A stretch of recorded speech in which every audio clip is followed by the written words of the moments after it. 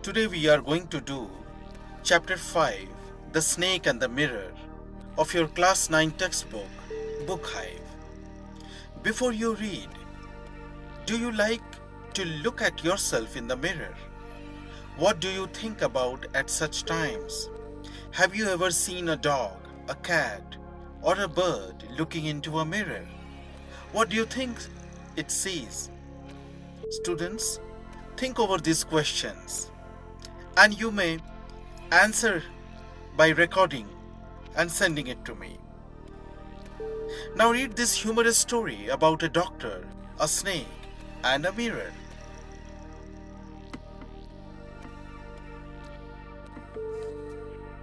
Has a snake ever coiled itself around any part of your body? A full-blooded cobra. All of us fell silent. The question came from the homeopath. The topic came up when we were discussing snakes. We listened attentively as the doctor continued with his tale.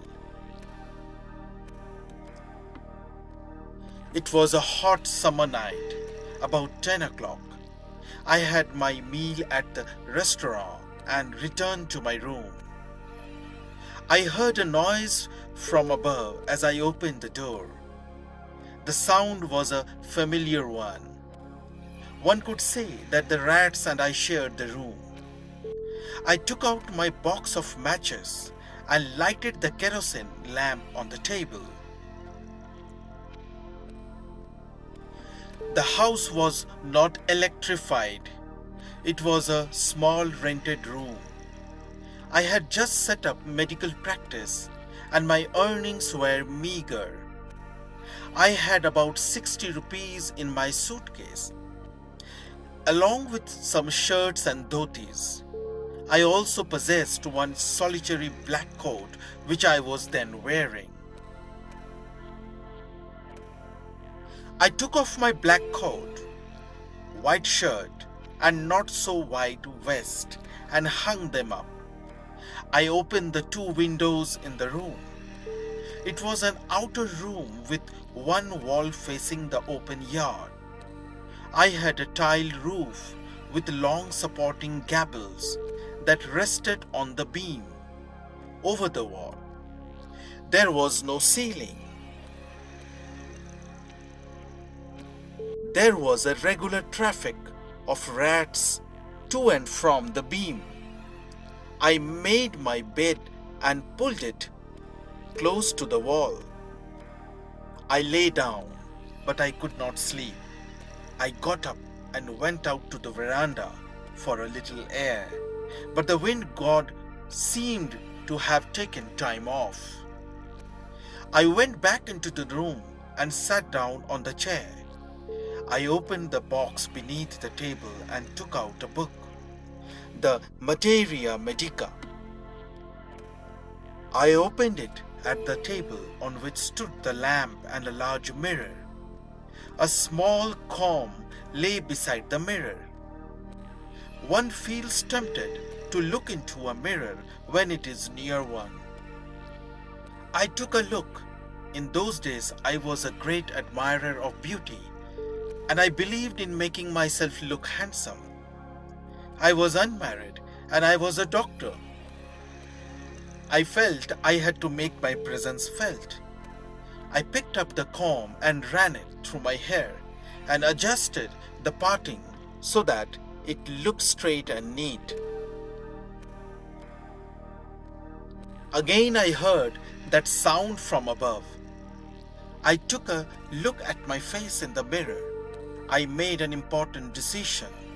I would shave daily and grow a thin mustache to look more handsome. I was, after all, a bachelor and a doctor.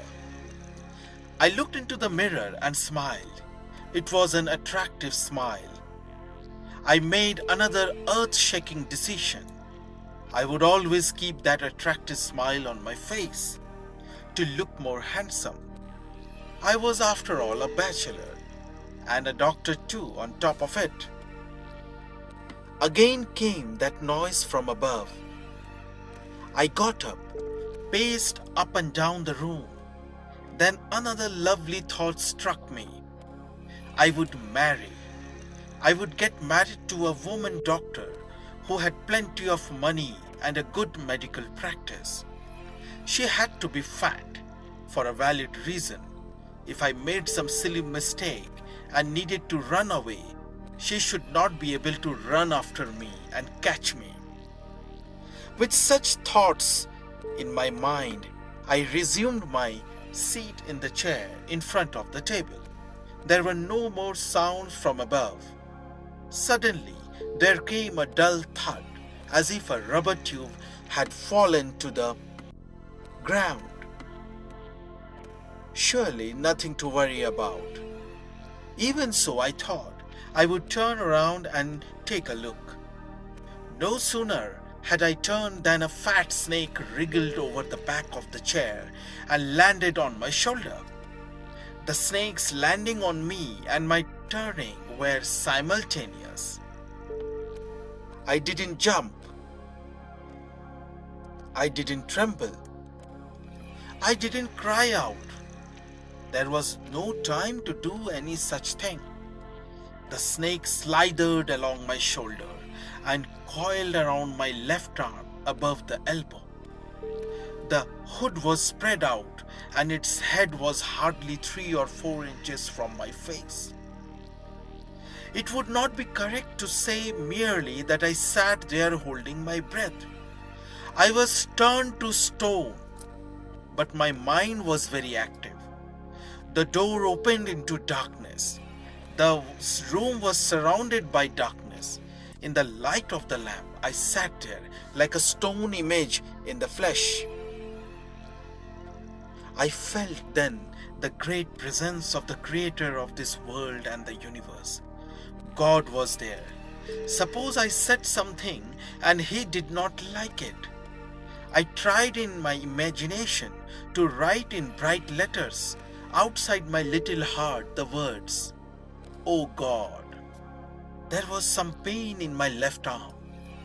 It was as if a thick leaden rod, no, a rod made of molten fire, was slowly but powerfully crushing my arm.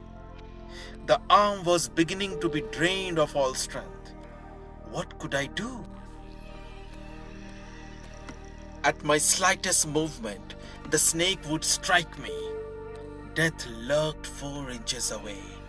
Suppose it struck, what was the medicine I had to take? There were no medicines in the room. I was but a poor, foolish and stupid doctor. I forgot my danger and smiled feebly at myself. It seemed as if God appreciated that. The snake turned its head. It looked into the mirror and saw its reflection. I do not claim that it was the first snake that had ever looked into a mirror, but it was certain that the snake was looking into the mirror. Was it admiring its own beauty? Was it trying to make an important decision about growing a mustache, or using eyeshadow and mascara, or wearing a vermilion spot on its forehead? I did not know anything for certain. What sex was this snake? Was it male or female? I will never know. For the snake unwound itself from my arm and slowly slided into my lap. From there it crept into the table and moved towards the mirror. Perhaps it wanted to enjoy its reflection at closer quarters. I was no mere image cut in granite. I was suddenly a man of flesh and blood. Still holding my breath, I got up from the chair. I quietly went out through the door into the veranda. From there I leaped into the yard and ran for all I was worth. Phew! Each of us heaved a sigh of relief. Somebody asked, "Doctor, is your wife very fat?" "No," the doctor said. "God willed otherwise. My life companion is a thin, reedy person with the gift of a sprinter." Someone else asked, Doctor, when you ran, did the snake follow you? The doctor replied, I ran and ran till I reached a friend's house. Immediately, I smeared all over myself and took a bath. I changed into fresh clothes. The next morning at about 8:30, I took my friend and one or two others to my room to move my things from there. But we found we had little to carry. Some thief had removed most of my things. The room had been cleaned out, but not really. The thief had left behind one thing as a final insult. What was that? I asked. The doctor said, my vest, the dirty one. The fellow had such a sense of cleanliness. The rascal could have taken it and used it after washing it with soap and water. Did you see the snake the next day, doctor? The doctor laughed. I have never seen it since. It was a snake which was taken with its own beauty. So students, that's the end of the reading of this story. I hope you liked it. This story is written by Vaikom Muhammad Bashir and translated from the Malayalam by V. Abdullah. Now we will go back and have a look on various vocabularies which are given in this text. The notes of the vocabularies are given here. You can have a look on it.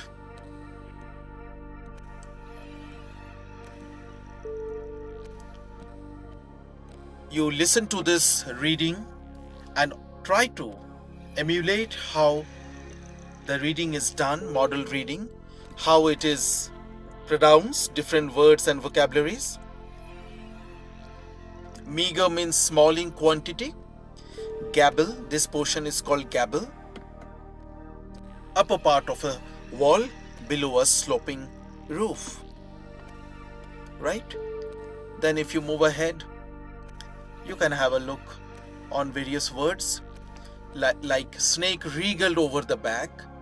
Wriggle means coiling, okay, making a round shape and getting over the back of the doctor.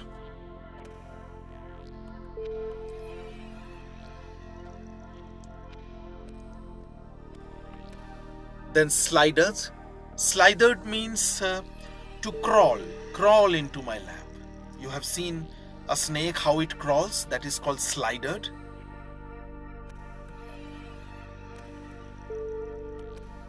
Okay, there is another phrase, taken with means attracted by. Now, thinking about the text, read these questions, discuss in pairs and answer these questions below in short paragraph between 30 to 40 words.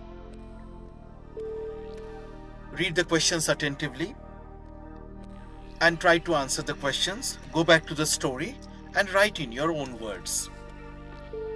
So this is how you have to do. Exercise 2 also. This story about a frightening incident is narrated in a humorous way. What makes it humorous? Right? Humorous means that makes you laugh. Even a very dangerous situation, a nervous situation can also be made humorous, funny. So you can write about it. Well, students, you have to do till this question number 3. Write short paragraphs on each of these to get your answer. Well, students, we stop here and in the next session we will do the thinking about the language. Thank you.